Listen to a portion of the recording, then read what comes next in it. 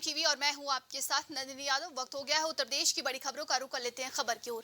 कहते हैं बेटियां पराया धन होती हैं। बेटियों के जन्म पर आज भी कई लोग मां की कोख और जन्म लेने वाली बेटी को कोसते हैं, लेकिन ऐसी ही एक बेटी से मानवता की एक मिसाल पेश की है। दरअसल अंशिका कैथवास पेशे से एक नेशनल लेवल की फुटबॉलर प्लेयर हैं। उन्होंने संतोष ट्रॉफी से लेकर राष्ट्रीय स्तर के फुटबॉल मैचों में प्रतिनिधित्व किया है। अंशिका के भाई शैलेंद्र भी एक कराटे कोच हैं और काफी समय से लीवर सिरोसिस से पीड़ित थे। ऐसे में शैलेंद्र की बहन अंशिका कैथवास ने अपना करियर दांव पर रखकर अपने भाई को लीवर डोनेट करके उसे जीवन दान दिया। फिलहाल डोनर और रिसीवर दोनों ही अब स्वस्थ हैं। अंशिका अब दोबारा से फुटबॉल के मैदान में वापसी करने वाली हैं, तो वहीं स्वास्थ्य लाभ लेने के बाद शैलेंद्र भी अपने पेशे में पहले की तरह वापस लौटेंगे। शैलेंद्र की सफल सर्जरी राजधानी लखनऊ के एक निजी अस्पताल में डॉक्टर वजीउल्लाह और उनकी टीम ने की है। मेरा नाम अंशिका कैथवास है। मैं प्रयागराज से हूँ और मैंने अपने भाई को लीवर डोनेट किया है। मैं डोनर हूँ। अंशिका जी, आप डोनर के साथ साथ एक फुटबॉल की प्लेयर भी हैं, नेशनल लेवल पे आपने खेला है। तो जिस तरीके से आपने डोनेट किया, आपको कभी ये नहीं लगा कि अपने करियर पे असर पड़ेगा या क्या होगा? नहीं, क्योंकि मुझे इसके बारे में सर ने, डॉक्टर वलीउल्लाह सिद्दीकी सर ने बहुत ही अच्छे से हम लोगों को, हमारी पूरी फैमिली को उन्होंने बैठा करके बताया था कि कैसे ऑपरेशन होगा, कैसे डोनेट किया जाता है, कैसे वो रिसीवर को मिलेगा और कैसे लगाए, कैसे वो बाद में इंक्रीज़ होगा, बढ़ता है वो लीवर। तो मतलब उन्होंने बहुत ही अच्छे से हम लोगों को समझा दिया था। तो हमारे मन में इस चीज़ का लेकर के कोई भी डर नहीं था कि इसके डोनेट करने के बाद कोई वीकनेस होगी या फिर मैं अपनी स्पोर्ट एक्टिविटीज़ दोबारा से नहीं तैयार कर सकती, ऐसी ये एक बहुत बड़ी चैलेंज होता है, क्योंकि बहुत सारी भ्रांतियां हैं, लोग डरते हैं क्या होगा। और ये देने वाली लड़की खुद यंग है और इसका एक छोटा बच्चा था 3 महीने का। तो उस स्थिति में ऑर्गन डोनेशन के लिए आगे आना ये एक बहुत बड़ा चैलेंज होता है। बट हमने इनको बताया जो कि वास्तविकता रहती है और लोग इधर उधर की बातों से ज़्यादा भ्रमित हो जाते हैं। तो हम लोग जो एविडेंस बेस्ड चीज़ें होती हैं, जो वास्तविक हैं, साइंटिफिक हैं, वो चीज़ें बताते हैं और उसको बताने पे वो कन्विंस हो गई, रेडी हो गई। एंड फिर उसका वर्कअप कराया, तो चूँकि स्पोर्ट्स पर्सन थी, उसका लीवर और सारी चीज़ें बहुत अच्छी थी, उसमें किसी प्रकार का फैटी लीवर या और कोई समस्या नहीं थी। तो फिर उसको हम लोग ने मोटिवेट किया एंड शी गॉट रेडी। मैं अपने आप को बहुत किस्मत वाली समझती हूँ बेटा, कि मेरी बेटी इतना हिम्मत करी, मेरा बेटे की जान बची। आज दोनों बच्चे मेरे सही सलामत। मुझे इतनी खुशी मिल रही है कि मैं किसी से बयां नहीं कर सकती कि मेरे बच्चे अब मेरे सहारा बने। कब पता चला आपको शैलेंद्र जी की बीमारी के बारे में, और जब पता चला तो कैसा लगा आपको, क्या डर सताया? भैया, हमको बड़ी बेटी, इनसे बड़ी बेटी है, बनारस में उसकी शादी हुई है, उससे डॉक्टर बताए, हमसे नहीं बताया कि ये बीमारी है। कहे मम्मी से नहीं बताना, ये भाई बहन अपना कहे मम्मी से बताओ तो मम्मी को कहना चाहूँगा कि जैसे दवा चलने लगी, 4 महीने के बच्चे को अपने भाई को 1 साल दवा चलाए, इसकी शादी नहीं हुई थी। इसने कहा इसकी शादी हमको करना जरूरी है, नहीं हम और सीरियस हो जाएंगे, कुछ हमको हो जाएगा तो कौन करेगा। मैं बस यही कहना चाहूँगा कि मेरी बहन मेरे ऊपर एक कर्ज टाइप का ही लाद दी, और जो वो की है कभी कोई नहीं कर सकता। कैसे पता चल पाया आपको अपनी बीमारी का? ना ही आपके अंदर किसी तरीके की बुरी आदत थी? शराब वगैरह पीते हैं? नहीं, मैं कभी शराब को नहीं छुआ, ना मैंने कोई नशा किया, और बस ऐसे ही खट्टा वट्टा खाने से, और खट्टा जो भी खा रहे हैं वो थोड़ा कम खाएं। खट्टा मैं ज़्यादा खाता था, और उसके बाद चाट वाट जो बाहर की चीज़ें हैं वो यूज कम करें तो ज़्यादा अच्छा। तो कैसे आपको पता चला था अपनी बीमारी के बारे में? मेरी बीमारी को मुझे पता चला था उस टाइम पे, आई थिंक कोविड में ही पता चल गया था।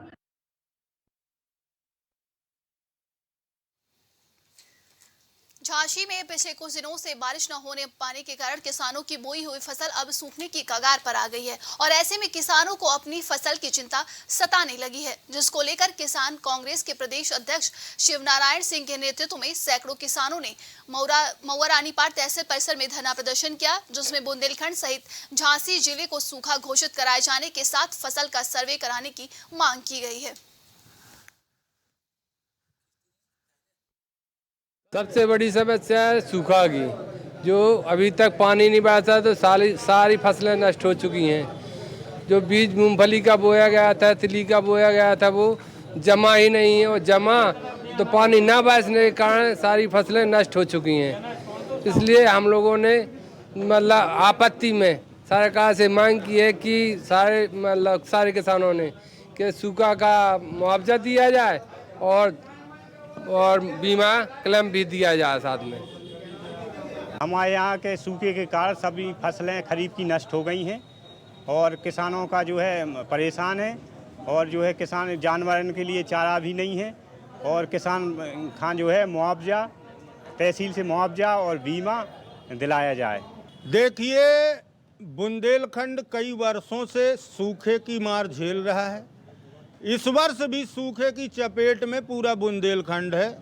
आज हम लोग तहसील प्रांगण मऊरानीपुर में मुआवजा और सूखा घोषित कराने के लिए यहाँ धरना प्रदर्शन कर रहे हैं।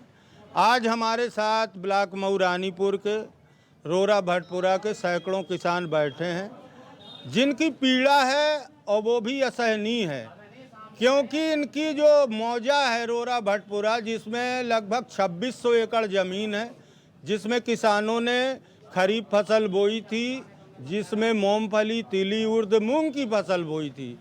बारिश न होने से वो सारी फसलें जमी नहीं और जो जमी थी वो सूख गई हैं। तो संकट में है ये सैकड़ों किसान। आज तहसील में मुख्यमंत्री जी से और कृषि मंत्री जी से ये मांग कर रहे हैं कि हमारी मेहनत लागत डूब गई है और हम लोग परेशान हो गए। फरीदाबाद के सेक्टर 24 मुजेसर इलाकों में बदमाशों का आतंक देखने को मिला है। बता दें कि मुजेसर इलाकों में शराब के ठेके पर बदमाशों को बियर उधार न देने पर बदमाशों ने ठेके पर जमकर मारपीट और पत्थरबाजी की है। इस हमले में एक सेल्समैन को काफी गंभीर चोटें आई हैं, जिसे फरीदाबाद के एक निजी अस्पताल में इलाज के लिए भर्ती कराया गया। ये पूरी वारदात सीसीटीवी कैमरे में कैद हो गई। वहीं पुलिस का कहना है कि पीड़ित की शिकायत पर मामला दर्ज कर लिया गया है। जल्दी ही आरोपियों की गिरफ्तार हो जाएंगे। ऐसा था कि रात को 10:15 बजे तीन लड़के ठेके पे अपनी बियर लेने के गए थे। उसने सेलमैन से कहा कि भी बियर दे दो, वो पहले जाते रहे, और वो एक ने उसमें ये कहा कि भाई मेरे पास पैसे नहीं, मैं कल पैसे दे दूँगा। तो इस बात पर उन्होंने मना कर दिया। फिर उन्होंने कहा भाई कमीशन पर दे दी, कमीशन में भी नहीं है। तो इनकी आपस में कहा सुनी होगी, इस बात पर इनकी मारपीट हो गई है। सर कह रहे हैं पथराव भी किया है, जिसकी सीसीटीवी कैमरे वीडियो लगे। हाँ, पथराव भी किया है। तीन लड़के दिख रहे हैं। श्यामू नाम है मेरा। श्यामू जी, मारपीट हुई है, तोड़फोड़ भी हुई है, क्या मामला था पूरा, किस बात को लेकर? यहाँ पे वो 2 बंदे आए थे, बियर ले रहे थे उधार, मैंने बियर नहीं दी, तो इसी बात पे वो गाली देने लगे। जो मेरे इसके ठेके के मालिक हैं उनको भी गाली दे रहे थे। अंदर घुस के आए, ये जाल तोड़ दिया है और बोतल भी फोड़ दी। देख लो, ईंट पत्थर चला रहे थे। उसके एक बंदे के, एक सेलमैन है, उसके ईंट लग गई है नीचे, उसका वो अभी। अलीगढ़ के थाना क्वारसी में दबंग के आतंक के आगे एक परिवार बेबस दिखाई दे रहा है। दरअसल पीड़ित परिवार का कहना है कि वो सभी लोग मजदूरी के लिए घर से बाहर चले जाते हैं। ऐसे में पड़ोस में रहने वाला युवक उनके घर में घुसता है और उनकी नाबालिग बेटी के साथ दुष्कर्म का प्रयास करता है। लड़की के शोर मचाने पर युवक मौके से भाग जाता है। मामले में पीड़ित परिवार ने पुलिस को सूचना दी, लेकिन कोई सुनवाई नहीं हुई। उल्टा आरोपियों ने उसे घर में घुसकर उसे धमकी भी दी। अब पीड़ित परिवार एसएसपी से न्याय की गुहार लगा रहे हैं। कहाँ की रहने वाली हैं आप? जीवनगढ़। थाना कौन सा लगता है आपको? क्वारसी। अच्छा, क्या घटना हुई थी? ये घटना हुई थी, मैं काम पे थी, इनके पापा भी काम पे गए थे। घर में लड़का घुसा था तौहीद नाम का, मेरी लड़की के साथ में बदतमीजी कर रहा था, मतलब नीचे गिरा के। जब लड़की मेरी चीखी है और बच्चा आया मेरा लड़का, जब उसके साथ में वही करा था इन्होंने मारपीट। जब मैं आई हूँ काम पे से, जब मैं घर में घुसी हूँ, तो मैं जब शिकायत करने गई हूँ तो क्या मैं साजिद, तौहीद, राजा, समा, गुड़िया, और इन्होंने घर में घुस के फिर हमें ही मारा था। कहाँ की रहने वाली हो आप? जीवनगढ़। थाना कौन सा लगता है? क्वारसी थाना। क्या घटना हुई आपके साथ में? मेरे मम्मी पापा है नहीं थे घर में, एक गली का लड़का आया था हमारे। क्या नाम है लड़के? तौहीद। मेरे साथ में छेड़खानी कर रहा था, गलत काम करने की कोशिश कर रहा था वो। मेरा भाई आया फिर बाहर से, फिर मैंने हल्ला मचाया तो मेरी अम्मी आई थी, फिर मैंने अम्मी को बताया। फिर गली में हल्ला मचाया था ना मैंने, तो फिर क्या मैंने अम्मी आई तो फिर मैं उसके घर गई थी अम्मी को लेकर शिकायत करने। फिर उसके घर वाले शिकायत करने गए थे हम अम्मी और मैं। फिर हम लोगों को उसके भाई ने, साजिद ने, समा ने, गुड़िया ने, राजा ने और तौहीद ने हमें मारा था। हमारे भाई को मारा था जुमेरात की।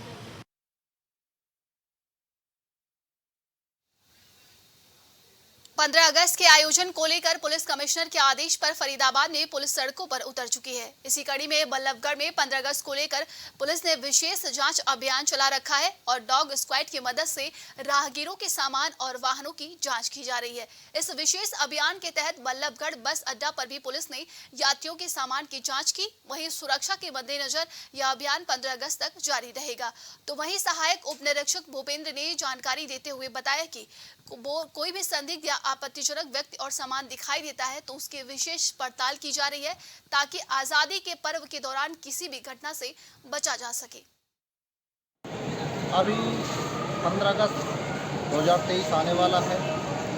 हमारे उच्च अधिकारी सीपी सर, डीसीपी साहब व एसी साहब के दिशा निर्देश अनुसार एक विशेष चेकिंग अभियान चलाया जा रहा है कि भाई कहीं भी बस अड्डा पर कोई अनजान वस्तु, अननोन पर्सन, होटल, ढाबे, बस सभी को चेक किया जा रहा है जिससे किसी अप्रिय घटना को रोका जा सके। जी हम उन आदेशों की पालना में तत्पर हैं और लगातार चेकिंग अभियान डॉग स्क्वाड टीम्स और पुलिस कर्मचारी को व्यक्तिगत तौर पर भी हम चेक करते हैं। देखने में आया वाहनों की जांच की जा रही है, सामान की जांच की जा रही है, तो क्या अभी तक कोई ऐसी संदिग्ध चीज़ मिली है आपको?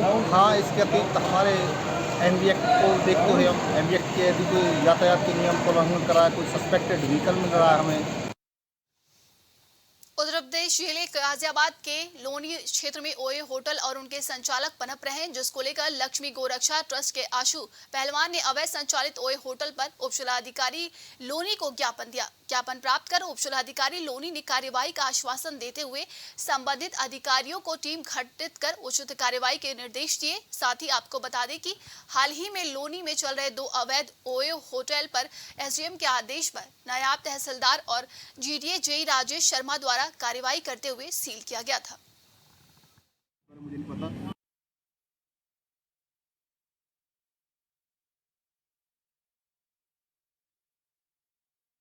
आज एक लक्ष्मी गोरक्षा ट्रस्ट के द्वारा ओयो के होटल्स के कुछ अवैध होटलों को लेकर के ज्ञापन दिया गया है, जिसमें संबंधित को कार्रवाई के लिए जो है भेजा जा रहा है। सर क्या कारण है सर? शुभांगी शुक्ला ने भी कई होटलों को यहाँ पर सील कराया था और उसके बाद भी ये खोल दिए गए हैं।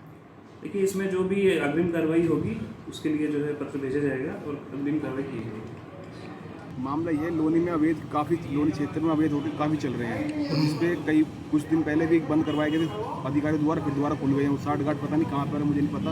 और ये अवैध होटल बहन बेटी को निकलना था दुश्वार हो चुका है। जितने ओए होटल में जो लड़के जाते हैं उनको देखना इस टाइम बहुत बुरी तरह है लड़कों की तरफ। बहुत दुर्भाग्य हमारा ये है कि इस टाइम ओए होटल बिना अवैध चल रहे हैं, कोई किसी के पास परमिशन नहीं है, किसी को रजिस्ट्रेशन नंबर नहीं है। अमरोहा जनपद में पत्रकारों के संगठन रजिस्टर्ड प्रेस क्लब अमरोहा ने अध्यक्ष विनीत कुमार अग्रवाल के नेतृत्व में आज पत्रकारों ने जिलाधिकारी राजेश कुमार त्यागी ध्यान अमरोहा में हो रहे हरे भरे पेड़ों के अवैध कटान की ओर आकर्षित कराया है। उन्होंने बताया कि अमरोहा जनपद में लगातार भूमाफिया अवैध कटान करा रहे हैं और हरे भरे पेड़ों को सांठगांठ करके काटा जा रहा है, जिसमें वन विभाग, उद्यान विभाग के अधिकारियों के साथ बाह को काटने वाले ठेकेदार और कुछ पत्रकार भी शामिल हैं। आज सभी पत्रकारों ने एक सुर में पर्यावरण को नुकसान पहुंचाने वाले अमरोहा की पहचान को मिटाने की कोशिश करने वाले लोगों के खिलाफ कार्रवाई की मांग की है।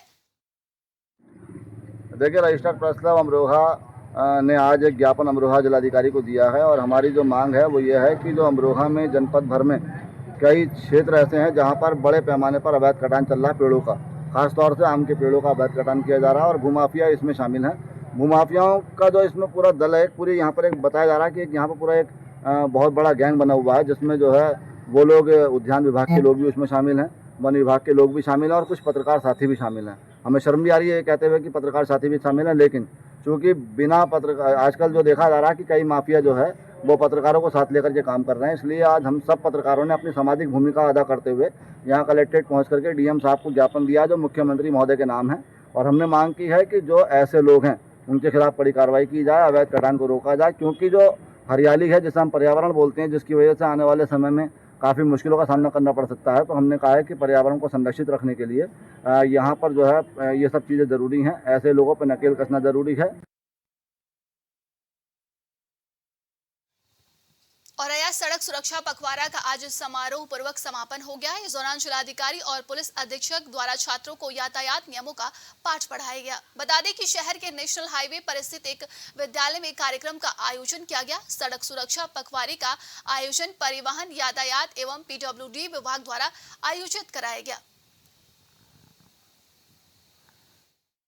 सड़क सुरक्षा अभियान जो पखवाड़ा चला था, उसका समापन समारोह माननीय मुख्यमंत्री जी के निर्देशन में और उनके मार्गदर्शन में हमारे जनपद में रेगुलर सड़क सुरक्षा समिति की बैठकें होती हैं, जिसमें हम सारी कार्रवाइयाँ करते हैं। जो हमारे जनपद में ब्लैक स्पॉट्स चिन्हित हैं, उस पर PWD विभाग द्वारा कार्रवाई की जाती है। सारे साइन बोर्ड, स्पीड ब्रेकर्स लगाए जाने की कार्रवाई की जाती है। और हमारा उद्देश्य ये है कि सड़क दुर्घटनाओं में कमी आए और सड़क दुर्घटनाओं में जो डेथ का नंबर्स है वो भी कम हो। और इस अभियान से हम एक जागरूकता फैलाना चाहते हैं और लोगों में ये जागरूकता हो और रोड सेफ्टी के जो रूल्स होते हैं इसके प्रति जागरूकता हो और लोग ये सारे नियम फॉलो करें। ये जो 15 दिवसीय हमारा पखवाड़ा चल रहा था, इसमें डेली सभी विभागों को अलग अलग टास्किंग की गई थी ताकि हर लेवल तक लोग जो है यातायात से संबंधित जागरूकता और कंप्लायंस हेतु कार्रवाई कर सकें। पुलिस विभाग और RTO के द्वारा, PWD के द्वारा, सभी के द्वारा जो टास्किंग की गई थी, सबने अपना रोल अदा किया और जो सभी मीटिंग्स हमने की थी उसके अनुसार प्रयास ये किया गया कि ज़्यादा से ज़्यादा स्कूल्स तक अपील की जाए, ज़्यादा से ज़्यादा जो सरकारी डिपार्टमेंट्स हैं उन सबको जागरूक किया जाए। इसके बारे में ये कहना चाहेंगे, उत्तर प्रदेश सरकार जिसने हमारा सड़क सुरक्षा पखवाड़ा चलाया हुआ है और इसमें बधाई के पात्र हमारा पूरा ट्रांसपोर्ट, परिवहन, औरैया, ये पूरा बधाई का पात्र है। और जो भी हमारी सरकारी मशीनरी हैं सभी इसमें लगी हुई है और सब ये औरैया की जो जनता है उनके फेवर में है। किस तरह से जो हमारे छोटे बच्चे हैं बिना लाइसेंस के, बिना हेलमेट के उधर से उधर बाइक पे घूमते रहते हैं, एक ये सरकार भी और हमारी जो औरैया की जो मशीनरी है और एक मैसेज दे रही है कि किस तरह से आप अपने बच्चों को बचाएं।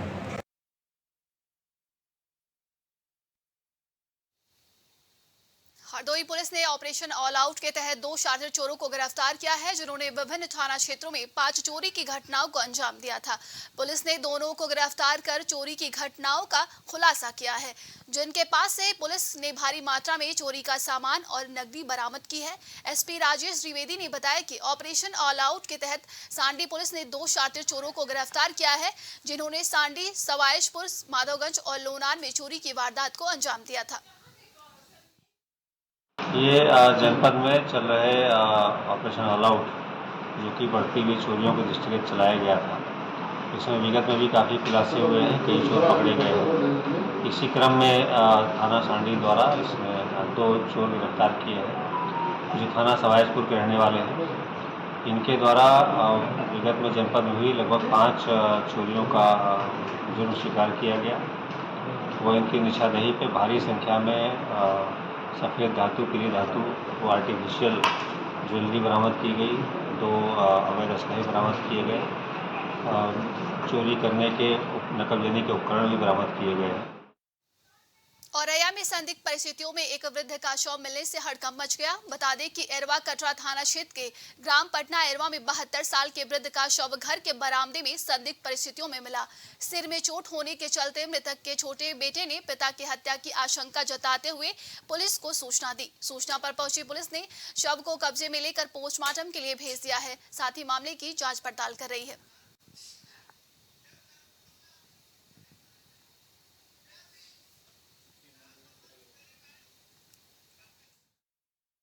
पिताजी की मृत्यु हुई। क्या नाम है पिताजी का? श्री राम कुमार पांडे। कैसे मृत्यु हुई? संदिग्ध परिस्थितियों में हुई। हमारे पास से मिल के आए अच्छे खासे, कोई दिक्कत नहीं थी। और सुबह जो है हमारे पास फोन गया कि तुम्हारे पिताजी खत्म हो गए, सर में चोट है। आप कहाँ थे? हम सर दूसरे गांव में थे, डर की वजह से घर पर नहीं आ रहे थे। क्यों? पहले से कोई विवाद था? हाँ, 4-5 दिन से लड़ाई झगड़ा चला था। भैया भतीजे हमें मार रहे थे और हमें जेल भिजवा दिया। फिर अब ये कहा कि घर पे आ गए तुम्हें जान से मार देंगे, सर काट देंगे तुम्हारा। तो अंदर की वजह से घर पर नहीं आ रही थी 4-5 दिन से। हम बाहर इधर उधर घूम रही थी।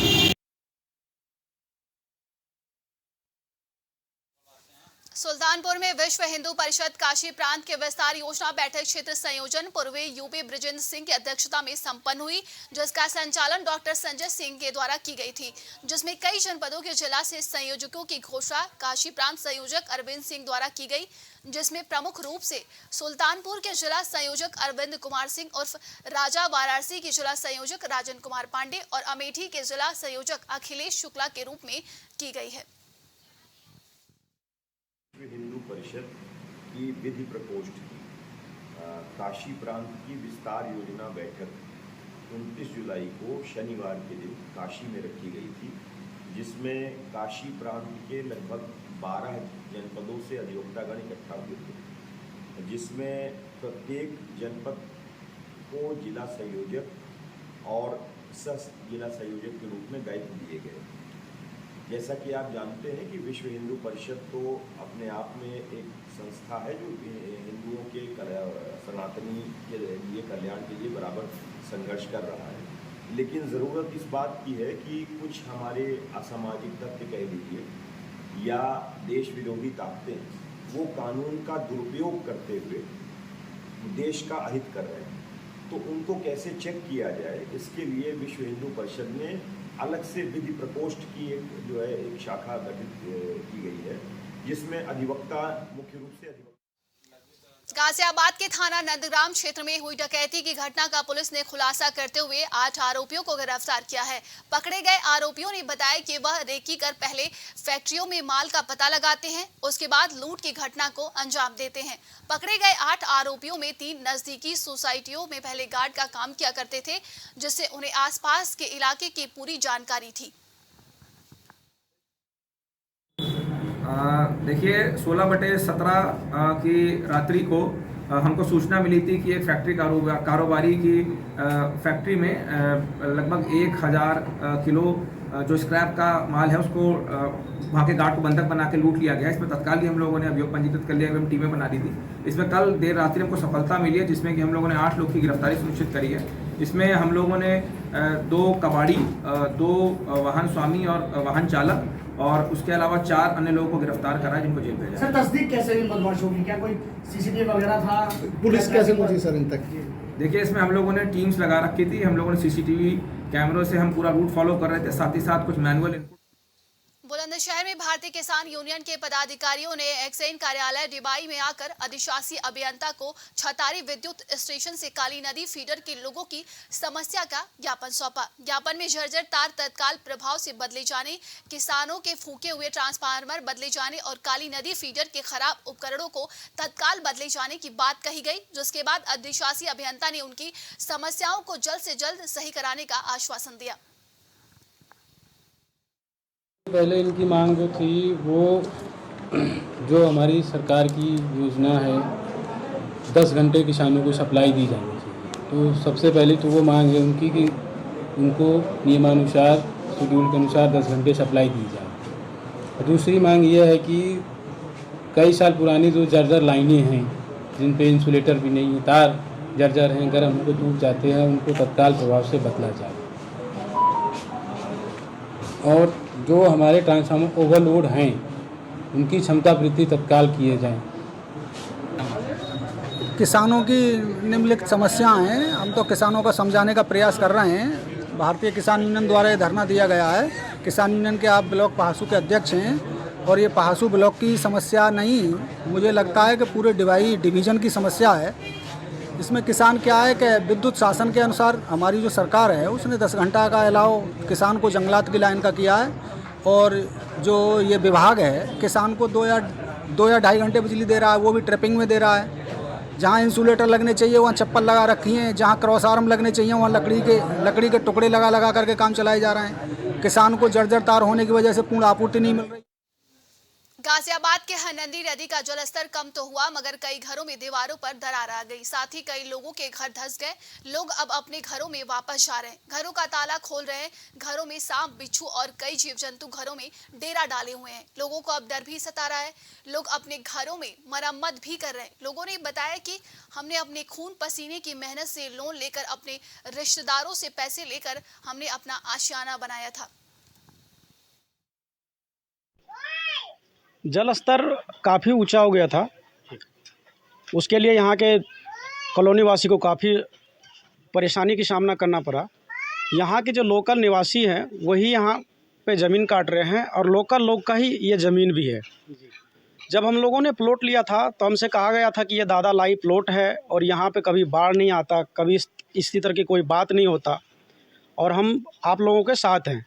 ये ज़मीन ली थी जी कसाना जी हैं यहाँ पे, सतवीर जी कसाना जी, मगर उन्होंने हमारे साथ थोड़ा सा छल कपट कर दिया। हमें ज़मीन तो ऊपर दी थी लेकिन हमें फिर बसाया नीचे, जिसके कारण हमें नीचे बसना पड़ा और आज हम ये नदी की जो आने वाली त्रासदी है उसे हम झेल रहे हैं।